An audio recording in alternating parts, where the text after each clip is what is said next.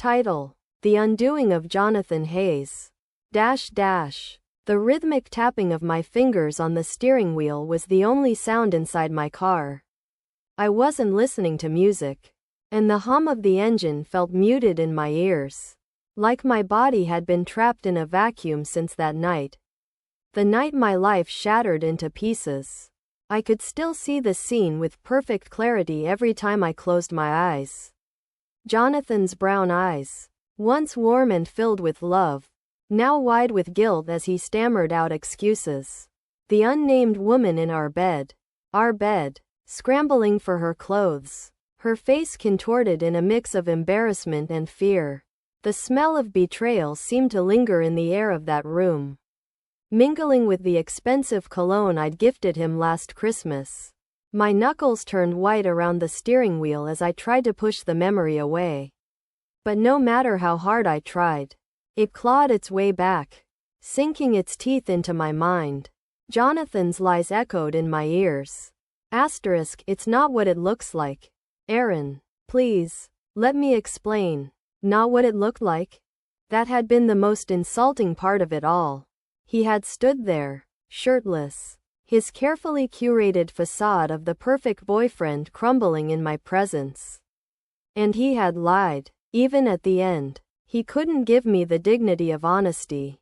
I had walked out of that house that night, my heart splintered into pieces, my trust obliterated, but I didn't cry. Not at first. I felt hollow, like there wasn't a single emotion left in me. It wasn't until hours later, as I stood in the shower letting scalding water pour over me, that the tears came. They wrecked me, shaking my body, leaving me gasping for air. That was when I made up my mind. Jonathan Hayes wasn't just going to break my heart and walk away unscathed.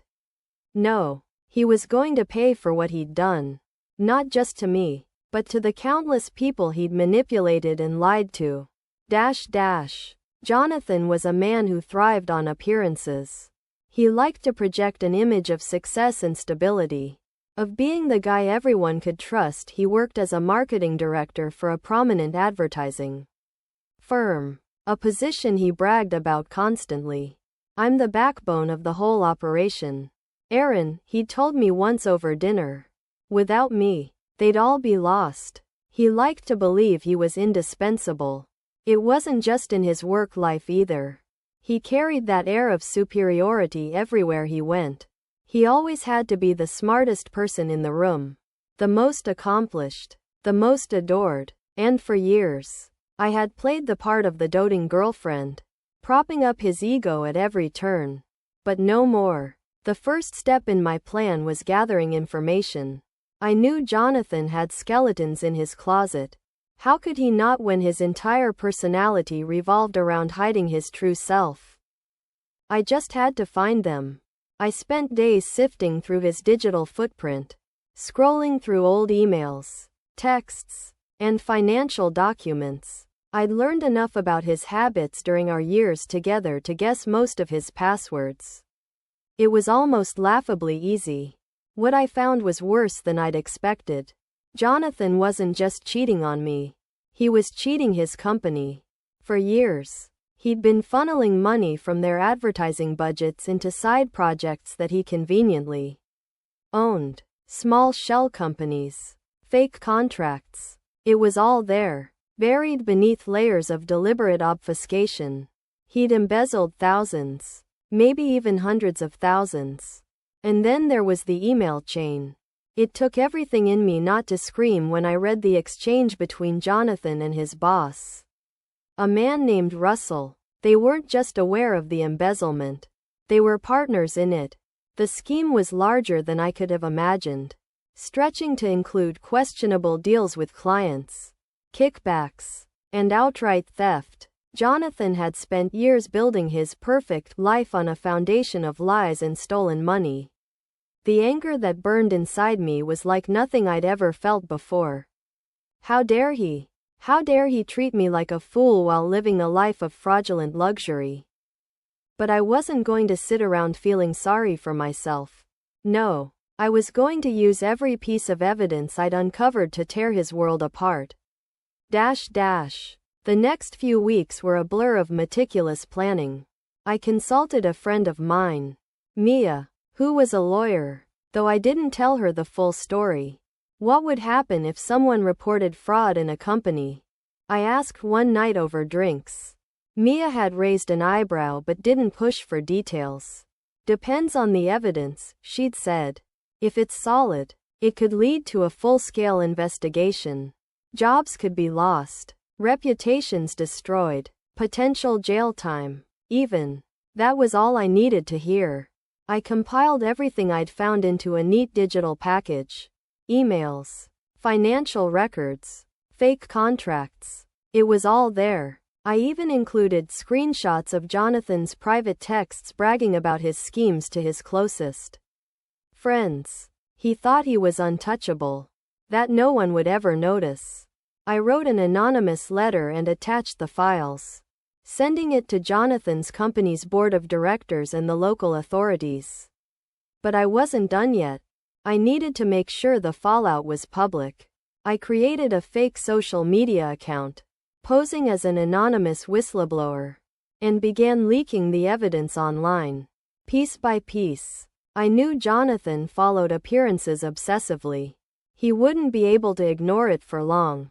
And when the media caught wind of the story, a high-ranking executive accused of fraud and embezzlement, it was only a matter of time before everything unraveled. The confrontation came 2 weeks later. I was at my apartment, sitting on the couch with a glass of wine in hand. When Jonathan showed up at my door, I wasn't surprised. By now, the story had exploded. News outlets were dissecting his every move, detailing his rise and inevitable fall. The company had released a statement saying they were conducting an internal investigation, and he'd been placed on indefinite leave. He pounded on the door like a madman. "Aaron, open up." Quote, I took my time, savoring the moment. When I finally opened the door, I was greeted by the sight of a disheveled Jonathan. His perfectly styled hair was a mess, his usually flawless suit wrinkled. He looked like a man on the verge of collapse. "What do you want, Jonathan?" I asked, my voice icy. He pushed past me into the apartment. "You did this," he snarled. "You and your goddamn temper." "I know it was you." Quote, I crossed my arms and leaned against the door. "I don't know what you're talking about." "Yes, you do," he shouted, pacing like a caged animal. "The emails, the contracts. How else would they have gotten that information? You hacked into my accounts, didn't you?" Quote, I tilted my head, feigning innocence. "Jonathan, I have no idea what you're accusing me of. Maybe if you were more careful." Quote, he grabbed my arm, his grip tight. "Don't play games with me, Aaron." Quote, I yanked my arm free and took a step back. "Don't you dare put your hands on me," I said, my voice low and lethal. "You're not in a position to make threats, Jonathan. Not anymore." He faltered, his anger giving way to desperation. "Aaron, please," he pleaded, his voice breaking. "You have to help me. You know I didn't mean to hurt you.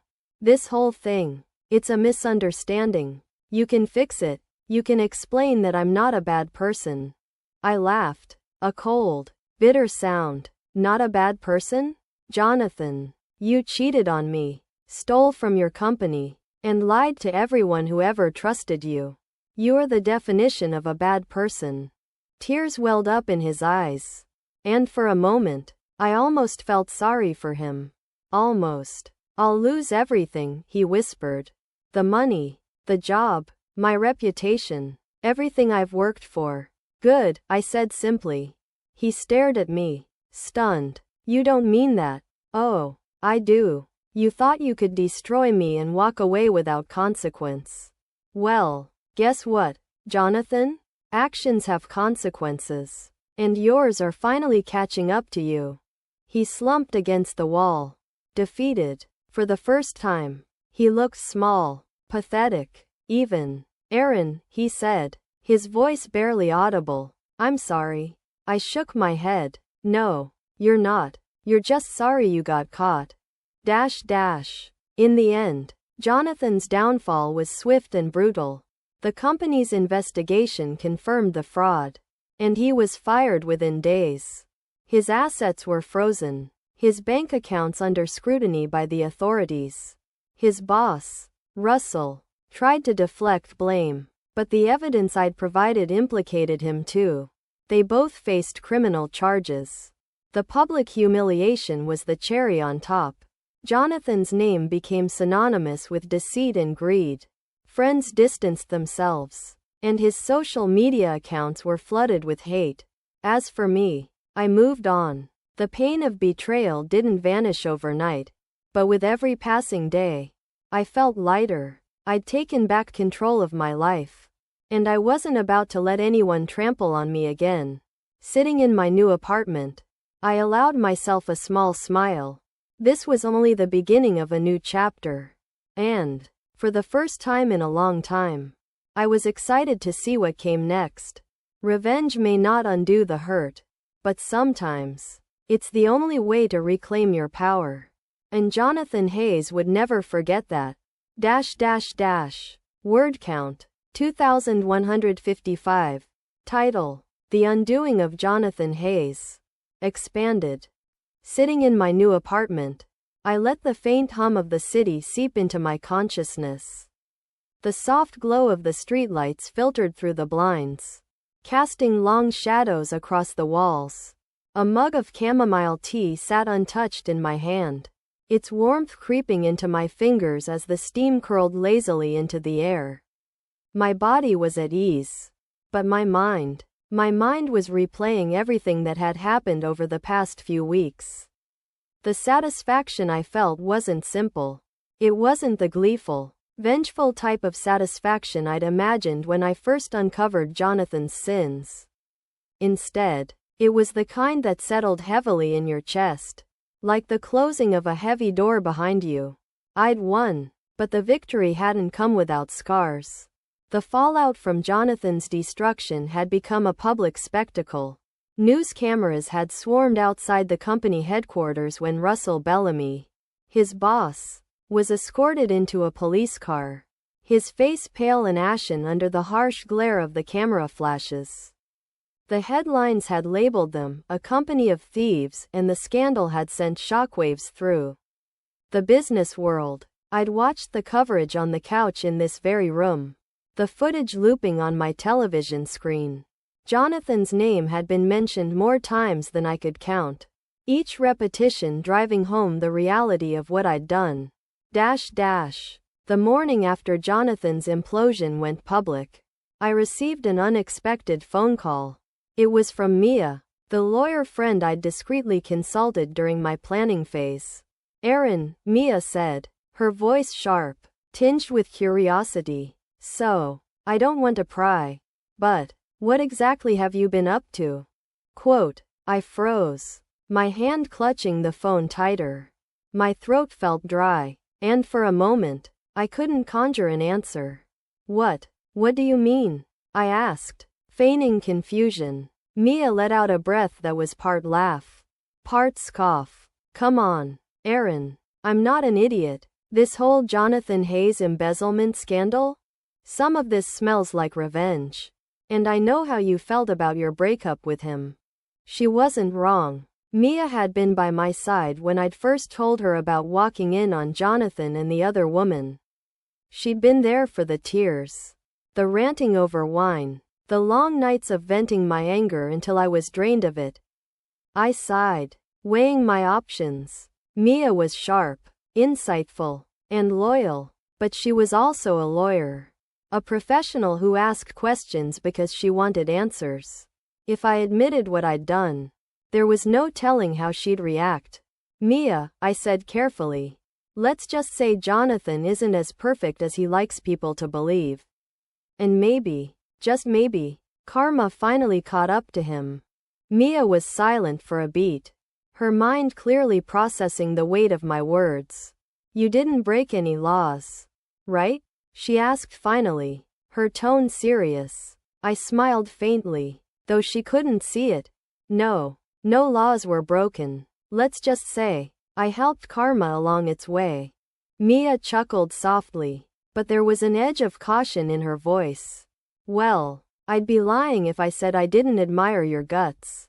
But Aaron, be careful. Revenge. It's complicated. It doesn't always give you what you're hoping for. Her words lingered in my mind long after our conversation ended. When I thought about the depth of Jonathan's downfall, it was hard not to feel conflicted. Though not in the way Mia had predicted. There wasn't regret for what I'd done.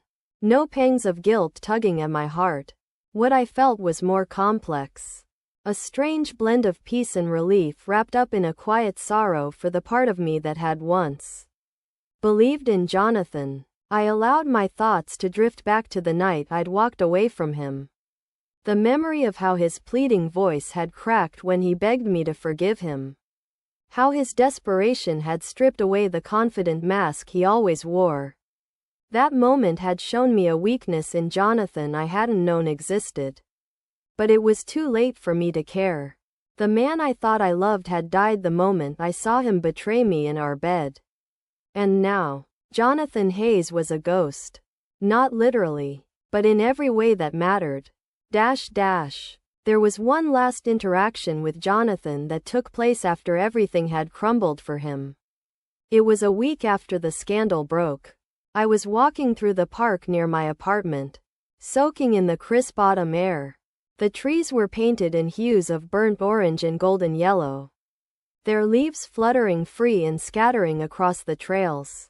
I liked this park. I'd been coming here often since the breakup, finding solace in its peacefulness.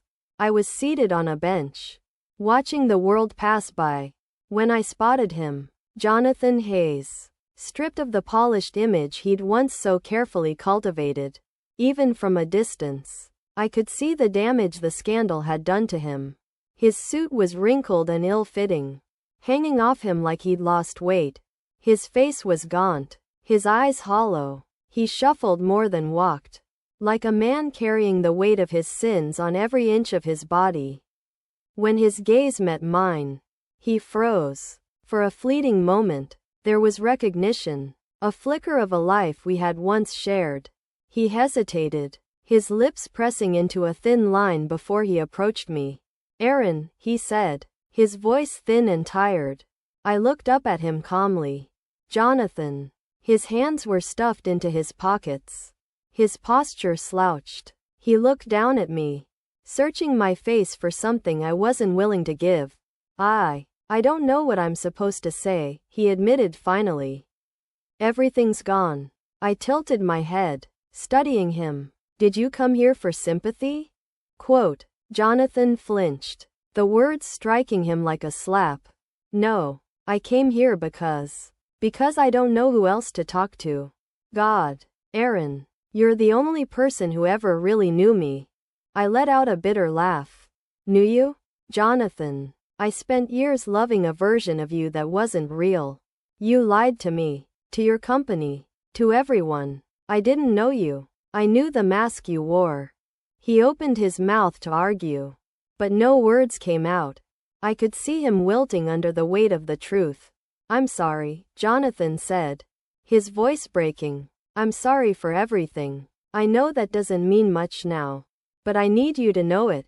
I stared at him for a long time, weighing his words. There was no joy in seeing him like this. No cruel satisfaction in his misery. Jonathan, I said softly, but firmly, I need you to understand something. This isn't just about me. It's about everyone you hurt, everyone you betrayed. You didn't just destroy your career. You destroyed people. You deserve every consequence coming your way. There was a long silence as Jonathan stared at the ground, deflated and broken. He nodded once, almost imperceptibly, before shuffling away. I watched him go, letting out a deep breath as the weight of the confrontation lifted from my chest. In my apartment that evening, I stared out of the window, watching the stars flicker faintly against the city skyline. The resolution I'd been chasing for weeks had finally arrived. Jonathan Hayes was done. The man who once manipulated everyone around him was nothing more than a cautionary tale now. His story echoing in boardrooms and business schools as a warning of how greed and deceit could destroy a person. I took another sip of my tea, the bitterness fading away with each passing moment. Mia's words echoed in my mind again. Revenge doesn't always give you what you're hoping for. Maybe she was right, but revenge had given me something else entirely. It had given me closure. And as I sat there, feeling the steady rhythm of my heartbeat in my chest, I realized it had also given me freedom. Word count expanded. 2011.